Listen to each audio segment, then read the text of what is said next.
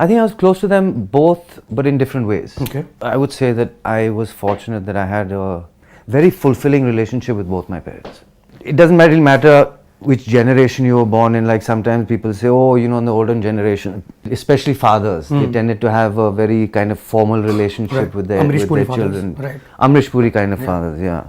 I don't think that's necessarily true. I mean, no matter which generation you're a part of, having a good, solid, fulfilling relationship with your parents is not always very common. I feel very grateful to have had a very fulfilling relationship with both my parents. I mean, your dad was all that we've, when he passed away and as it is with public persona of his stature.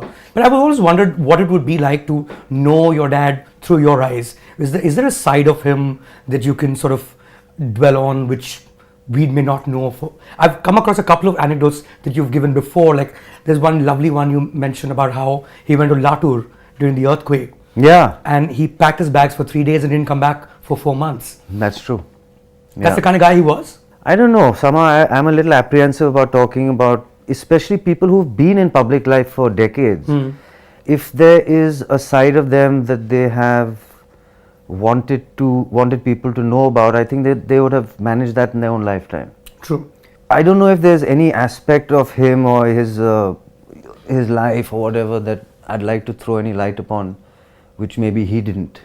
No, I mean, it's all well known. Right. I'm just saying, like, say, for instance, when he was at the peak of his career, right, is when he left it all to join Osho. Correct. Right? Now, you were been probably 4 or 5 at that time? 5. 5. But did you wonder, like, who is this person that my father's left everything for to go and live in an ashram? Well, one doesn't look at it like that. Okay. No? As a 5-year-old, one doesn't articulate it that well in one's mind or whatever.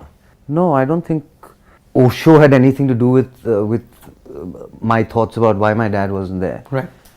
I think that came much later, as one grows older, once 14, 15, 16, whatever.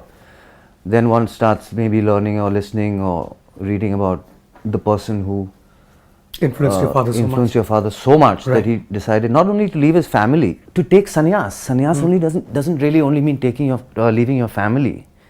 It means giving up your life in totality. Family is a part of your life. Right. So taking up sannyas is a life-changing decision, which he felt that he needed to take at that time. But as a 5-year-old, it's impossible to understand it. I can understand it now. You can? Of course. In what sense?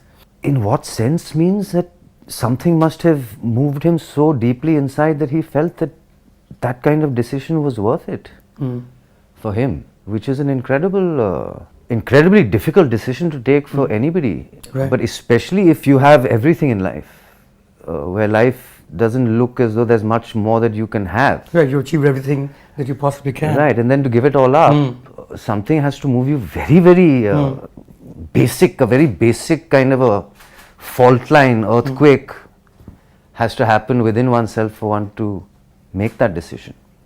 And then not only make that decision, but also stick by it. You see, one can make the decision and say, oh no, 3 doesn't suit me, let's go back. But that didn't happen with him. I mean, circumstances in America with Osho and with the commune over there, it being disbanded and then, having to leave, friction with the government of the United States. That was the reason that he came back. Otherwise, the plan was never to come back. The plan was that's the life I've chosen till the end. And that's a tough one to make. Subscribe to Midday India.